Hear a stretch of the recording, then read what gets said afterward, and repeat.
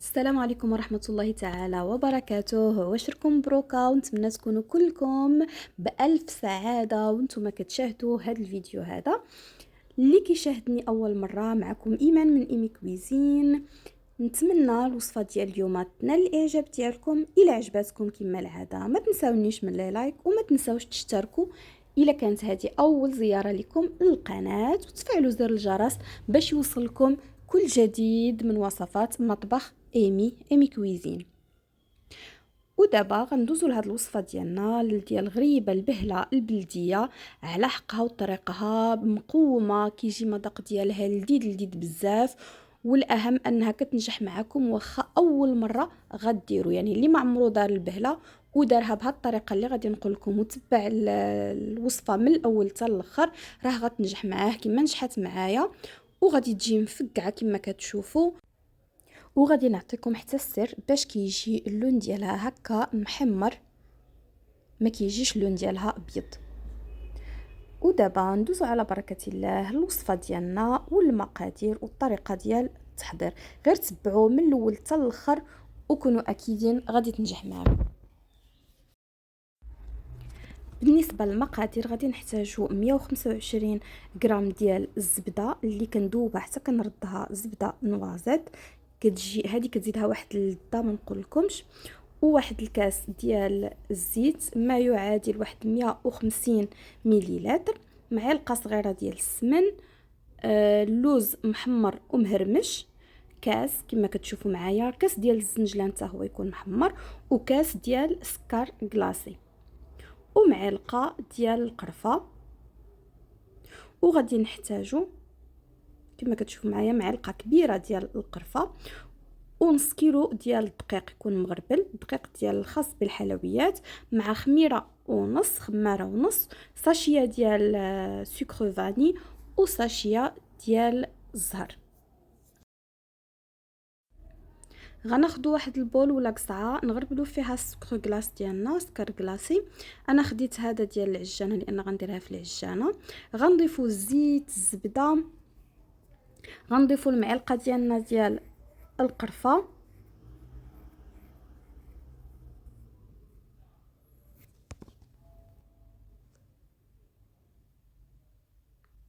غنضيفو السمن، معلقه ديال السمن، غنضيفو ساشيه ديال الفاني ولا فاني سائله اللي عندكم، وغنضيفو ساشيه حتى ديال السكر اللي بنكهه زهره البرتقال، يعني الزهر، حتى هو غادي نضيفوه في هذه المرحله هذه.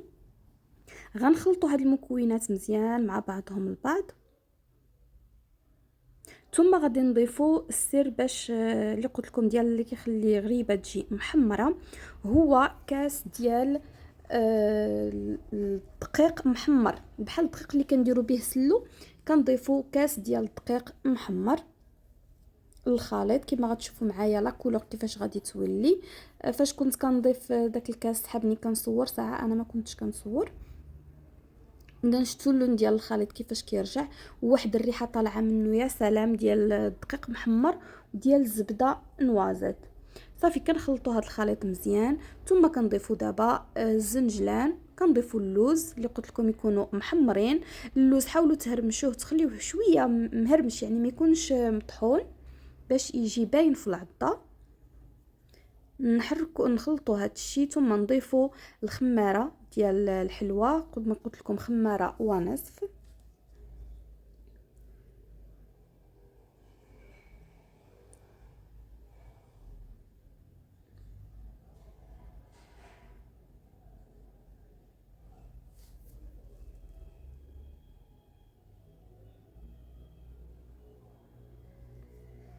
ثم غادي ناخذوه دابا العجانه باش نبدا نضيف الدقيق شويه بشويه حتى كيتجمع ليا الخليط، وتخليوها تدلك مزيان.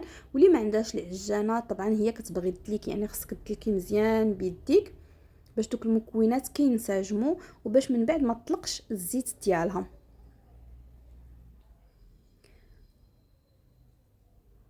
كما غتشوفوا معايا غنبقى نضيف حتى غنحصل على القوام المطلوب، حتى تولي كتجمع ليا مزيان في يديا، ما فيهاش الزيت بزاف وفي نفس الوقت كتجمع وكتعطيني كتشكل على شكل كويرات.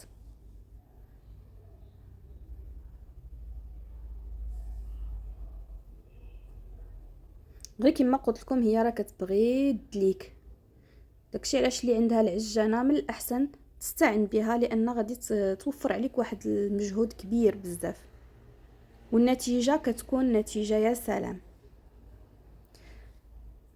ها هو القوام اللي خص يكون فيه، انا نوريكم. ها هي ولات كتجمع ليا.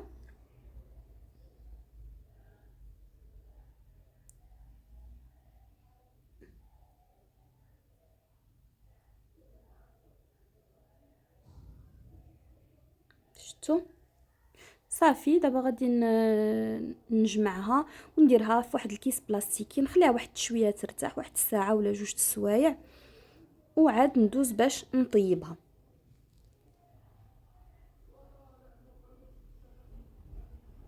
كما شفتوا معايا انا عندي هاد اللاطه هادي ديال الخاصه بالبهله، ما غالياش صراحه، استعنوا بها حتى هي كتعطي نتيجه افضل، ولكن حتى في لاطه عاديه راه كتجي زوينه. بالنسبه لي انا بغيت نعبرهم باش يجيوني كلهم قد عبرت في كل وحده كما كتشوفوا معايا 24 25 حتى ل 26 غرام في الوحده. صافي ستفتهم في اللاطه ديالي، ودابا غادي ندخلهم لواحد الفرن اللي يكون ساخن. والطريقه ديال الطياب راها كتفرق في النتيجه. اول حاجه كنديروها هي اننا كنحطوها الفوق وكنشعلوا عليها من الفوق. ملي كنشوفوها بحال هكا تفقعات كنطفيو عليها من الفوق وكننزلوها لتحت، نخليوها تحمر من التحت وتكمل الطياب ديالها كما كتشوفوا معايا. انا كنبغيها محمره، كاين الناس اللي ما كيبغيوهاش محمره بزاف، انا كتعجبني تكون فعلا محمره. وطبعا كل واحد على حساب الفران ديالو. انا الفران واخا هكاك عندي زعما ماشي بروفيسيونيل، لو كان الفران مثلا يكون بروفيسيونيل بالفرفره غتجي احسن، واللون ديالها غيكون موحد اكثر. وكانت هذه هي البهله ديالنا، جا المذاق ديالها خطير والقرفاجات فيها رائعه، السمن يعني مقومه على حقها وطريقها غريبه البلديه. نتمنى تنال الاعجاب ديالكم. الى عجبتكم كما العاده ما تنساونيش من لي لايك، ونتمنى تجربوها وتنجح معكم، وإلا جربتوها ونجحت لكم خليو ليا الراي ديالكم في لي كومونتير. ودابا ما بقى لي الا نقول لكم تبقاو بخير وعلى خير، ونتلاقاو في فيديو جديد وفي وصفه جديده من وصفات مطبخ ايمي ان شاء الله، ضمن سلسله ديال حلويات العيد.